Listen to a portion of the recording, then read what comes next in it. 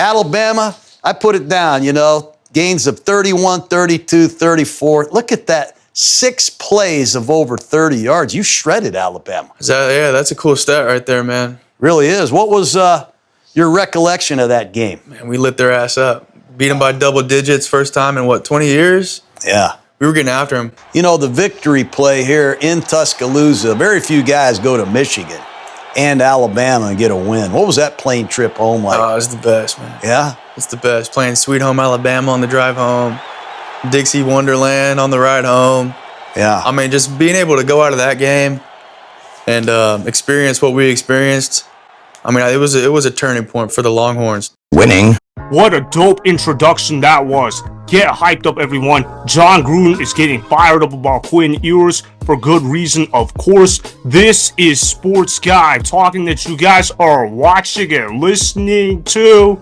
I am Dustin Tran, your host, as I am here today to talk about how Quinn Ewers is the most underrated quarterback in the 2025 NFL Draft, despite leading Texas to the college football playoff in each of his last 2 seasons. There has been little chatter about Quinn Ewers going early in the 2025 NFL Draft. If anything, there has been chatter about Quinn Ewers' draft stock dropping significantly in the 2025 NFL Draft. Before I say anything else, though, I want to present you guys with a topic question. So, here it is. Will Quinn Ewers become the biggest draft steal in the 2025 NFL Draft? The answer to this question should be relatively simple. Anyone with common sense would say yes to that question. There's a lot to like about Quinn Ewers' tape. I like the fact that he's a pocket passer. I like the fact that he can go through his reads pretty effectively. Whenever you put Quinn Ewers in RPO-based situations, the guy has the ability to be a traditional point guard in a football-like setting. My criticisms for Quinn Ewers comes from the fact that he tends to hold on to the football too long. Well, of course, you could say that about a lot of draft prospects. You could say that for Cam Ward. You could say that for Jaxson Dart. You could say that for Shedeur Sanders. You could say that about a lot of quarterbacks in this draft class. I think it's a concern that Quinn Ewers doesn't get rid of the football quickly, but you could also say that about a lot of these draft prospects as well. When I watch Quinn Ewers play, though, I see clutch gene written all over him. Let me give you an example. Let's talk about that 4th and 13 play against Arizona State. It's in the college football playoff quarterfinals round. Texas is down in overtime. If they don't convert this 4th down, it's essentially ball game. Arizona State, they're sending an all-out blitz. He goes to max protection. Obviously, Quinn Ewers makes the correct read. He finds his open man. Voila, easy touchdown. Texas goes on to win that game in double overtime. Quinn Ewers was obviously one of the top quarterbacks in the country. He was able to turn around Texas into a winning program. When Quinn Ewers joined Texas football program, they were not viewed as a winning program. Obviously, Quinn Ewers leaves Texas as a winner. More often than not, his teams came out of the game victorious. I've barely heard anybody talk about how Quinn Ewers is worthy of a first-round selection, but I guarantee you guys that if Quinn Ewers is quarterback for an NFL franchise, I know he holds on to the football too long, but if he can fix that issue, he could be one of the top quarterbacks at the NFL level. I also want to show you guys this clip of Jon Gruden asking Quinn Ewers to break down this 4th and 13 play against Arizona State. I was incredibly impressed with what Quinn Ewers was showing in terms of how he was describing the feeling on that play. Roll the film. The play of the year to me in college football, I'm in an airport, man. I'm like pissed because you guys lost to Arizona State. I couldn't believe it. Yeah, no, that was a hell of a win for Arizona State. I couldn't believe it. I was going to call Dillingham, say that's the greatest win in the history of Arizona State. It's 4th and 13. I hear all this screaming and shit. Couldn't let it happen, man. Look at that. But did you rock the protection? Yeah. What the hell happened here? Yeah, so they were going to a AAA Fonzie blitz, and I rippied the protection, which is a 7-man protection, protected me up. Stopped the receiver, protect me up, and then, you know, allowed myself to go make a play. My line did a really good job of knowing what was coming since I made the rippy call. So give it to me at the line of scrimmage. Just stand up, be in the shotgun like I'm Arizona State. Okay, you're Arizona State. You're the safety coming up here. I'm coming with an all-out blitz. Okay. It's 4th and 13. Your season is over, Matt. So I'm motion. I'm in.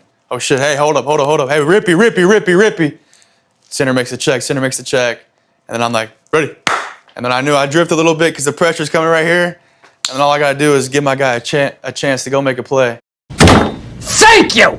Now, that's a smart quarterback right there. That's a quarterback I could certainly get behind. If you give Quinn Ewers a very good offensive line, this guy is going to be one of the top quarterbacks in the National Football League. Do not be surprised if this guy ends up being a Pro Bowl quarterback for an NFL franchise if you put him in the right system. I'm excited to see what Quinn Ewers can do. I believe Quinn Ewers is going to get drafted in either the second or third round. Quite frankly, I think Quinn Ewers should be a first-round pick, but that sounds like that ship has already sailed. He's not getting enough media hype compared to the other draft prospects. As far as player comparisons go for Quinn Ewers, I got 3 of them. I would like to share my ceiling, my middle ground, and my floor for Quinn Ewers. I'm going to start with the floor. I'm saying that Quinn Ewers reminds me of JJ McCarthy at worst, because we all know that both of those guys love to play within the pocket, and they understand how to manage the game, and they understand how to play in a pro-style based offense. Obviously, for JJ McCarthy, he hasn't really gotten his chance to succeed on the Vikings yet. I could see something along those lines happening for Quinn Ewers. As for my middle ground with Quinn Ewers,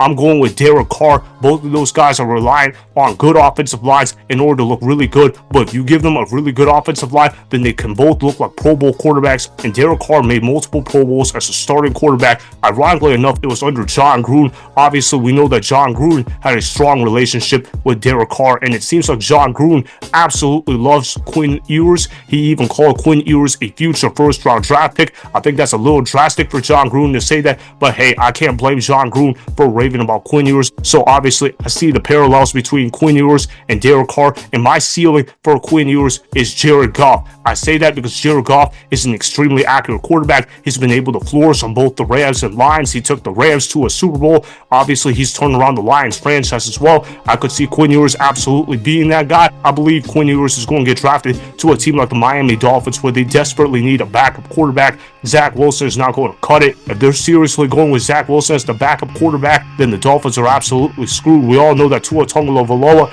is one of the most injury-prone quarterbacks in the National Football League. Therefore, the Miami Dolphins need a backup quarterback, and I could see Quinn Ewers landing in a situation like the Miami Dolphins. If he does that, expect him to have a Jared Goff type of career where he can absolutely flourish behind a good offensive line for the Miami Dolphins, and where they got 2 outstanding receivers in Tyreek Hill and Jalen Waddle. I got Quinn Ewers being my quarterback 2 of this draft class. He's just behind Shedeur Sanders on my quarterback board. I believe he's a better quarterback than Jaxson Dart. And as for Cam Ward, I'm taking Quinn Ewers over Cam Ward. Obviously, you look at the other quarterbacks in this draft class, I'm saying Quinn Ewers is better than all of these guys. The only guy Quinn Ewers is behind is Shedeur Sanders, but that's because Shedeur Sanders has the ability to be the most clutch quarterback in the NFL. If he gets drafted onto an NFL team, Shedeur Sanders has the clutch gene, but so does Quinn Ewers. There's a lot to like about Quinn Ewers' game. I like his clutch ability. I like his underrated accuracy. His arm strength is pretty good, considering the fact that his footwork is pretty sloppy. I would prefer Quinn Ewers changed up his footwork a little bit,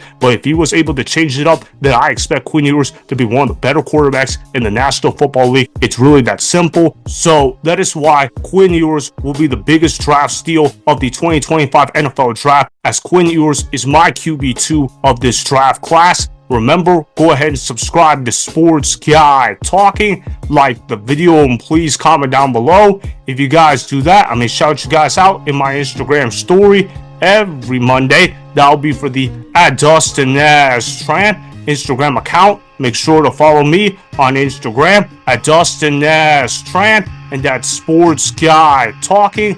Also, go follow me on Twitter @DustinNashTran. Again, go ahead and do those things that I just told you guys to go do. Hopefully, you guys enjoyed the content that was just produced. Peace out. I hope you enjoyed that video. Want more Sports Guy Talking, the home of great sports content? Make sure you click that subscribe button to get the latest from Sports Guy Talking. Go ahead and like the video, comment down below, check the description box on the video in order to follow my Instagram and Twitter. Also, be sure to check out more of the best clips from the YouTube channel, Sports Guy Talking.